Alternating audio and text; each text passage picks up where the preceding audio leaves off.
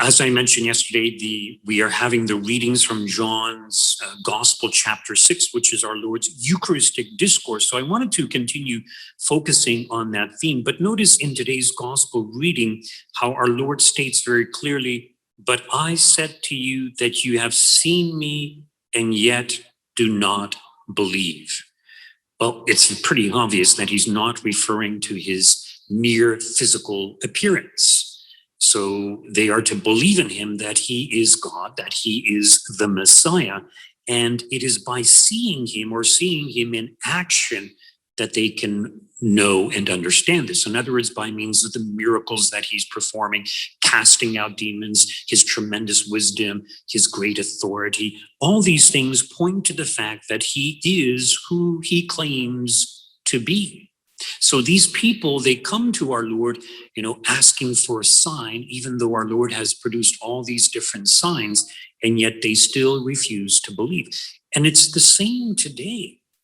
So we have so much evidence in support of the fact that the Catholic Church is the one true church founded by Christ. We have evidence in support of the fact that God exists. Sometimes young people, I actually had a meeting at some point with a group of young people, and they had an opportunity to ask me questions. And one of them asked, well, how do you explain the fact that all this scientific evidence is pointing against the reality of belief in God and Christianity? And I said, what are you talking about? All the scientific evidence, or there's much scientific evidence that is very much in support of our faith. So I had mentioned that book previously, Why I Don't Have Enough Faith to Be an Atheist. It's an extremely good book. One of the things I like about that book is it has quotations from scientists who were previously atheists, but based on their scientific investigations and findings, they've become believers in God or an intelligent designer of the universe, of the world. And there's also quotations from scientists who acknowledge that all the evidence is pointing to God, but they refuse to believe in God, which is very, very sad, very unfortunate. So we have scientific evidence in support of our faith, the existence of God. Science cannot disprove God. But we also have miracles in every age. So miracles, just like Christ performed miracles and Christ manifested his holiness. So when we look at the history of the church, the Catholic Church is filled with all kinds of miracles in every age. And we have saints who are outstanding in holiness. All of these things point to the fact that the Catholic Church is the true church of Jesus Christ. So you will never find someone with the standing of someone like Mother Teresa of Calcutta in other religions. Gandhi doesn't even come close to someone like Mother Teresa of Calcutta, and she's just one of many, many saints. So many saints did miracles. Saint Anthony of Padua, we just had his novena prayers last night to Saint Anthony. So we have so much evidence, and even in regards to the Eucharist. So there are hundreds, maybe even thousands of Eucharistic miracles that have taken place over the history of the church. And, some people say, well, how come we don't have, miracles more recent or in our times? Well, we do. And in fact, every time the Pope declares someone to be a saint, there has to be an authentic miracle. But we also have Eucharistic miracles. And I wanted to read to you today from an article that was sent to me by Tom Morelli, who's our webmaster.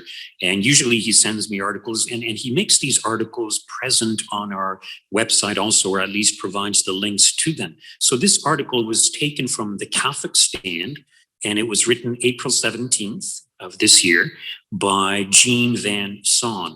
And the article the title of the article is "Science Has Proven the Real Presence." Science has proven the real presence. And in this article, there's a reference to a Dr. Ricardo Castañón Gomez. So Dr. Gomez is a scientist, and he's a former atheist. So this is very noteworthy. He's a former atheist, but he became a Catholic after leading the first scientific investigation to examine what appeared to be a bleeding consecrated host. So sometimes when the priest would celebrate Mass, the host would start bleeding. And so when this happened, they preserved the host.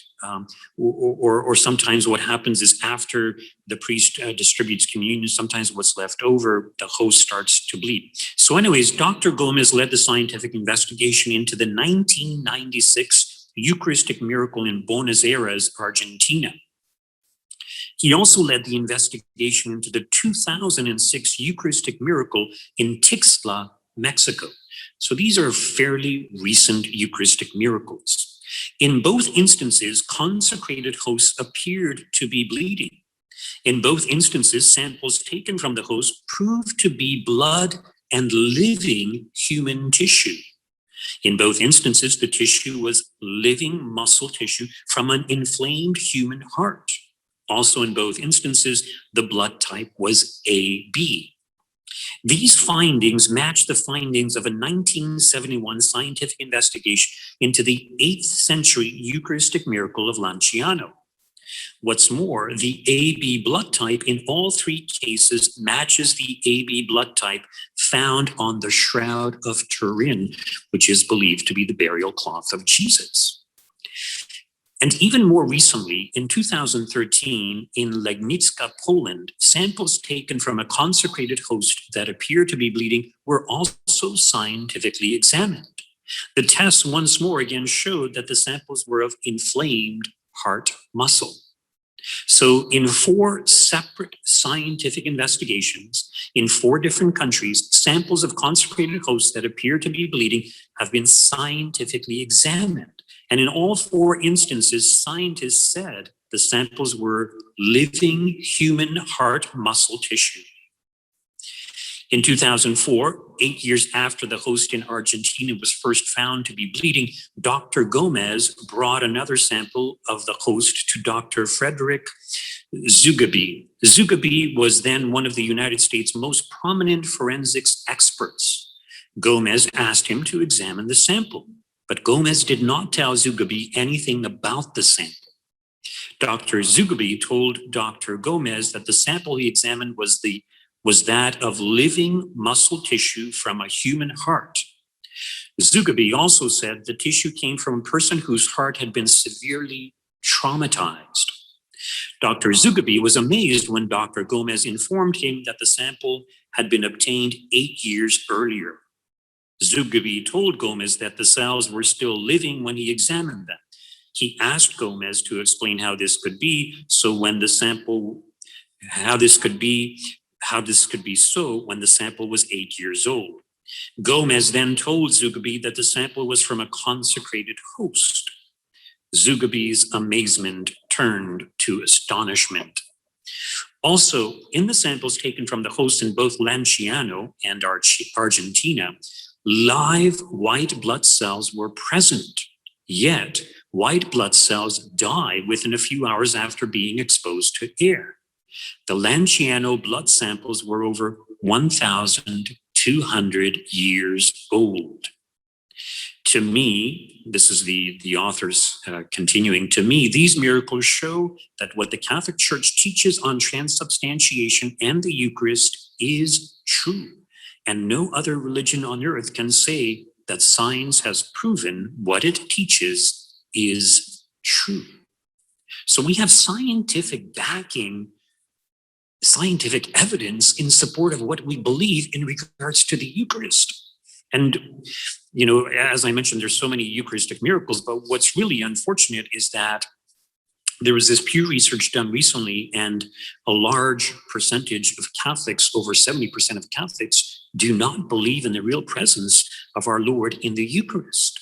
So it's very, very unfortunate. And this kind of information pertaining to the Eucharist can be found, you know, by just doing a search on the internet. So if you search Eucharistic Miracle of Argentina, you will get 550,000 hits. If you search for the Eucharistic Miracle of Valenciano, you will have 28,500 hits. So there's tons of evidence that people can easily access, but people just don't believe. So we have so much even scientific evidence in support of our faith, and yet people still do not believe. So when we look at the history of the Catholic Church, as I mentioned, we see the example of these great saints. We have so many miracles, and we also have Eucharistic miracles. And it's the living flesh of our Lord. And because it's his living flesh, all of Jesus is there, his body, blood, soul, and divinity. And that's the most important thing to understand about the Eucharist, that God is entering into us. He's giving us his life. So he's transforming us into himself. He's making us like God. There's a term for that, divinization, that we become divinized. We become like God. God actually dwells within us. We are transformed into being like God. And this is wonderful. And if we understood this, we would truly reverence the Eucharist. We would truly honor our Eucharistic Lord and do what we can to draw ever closer to him.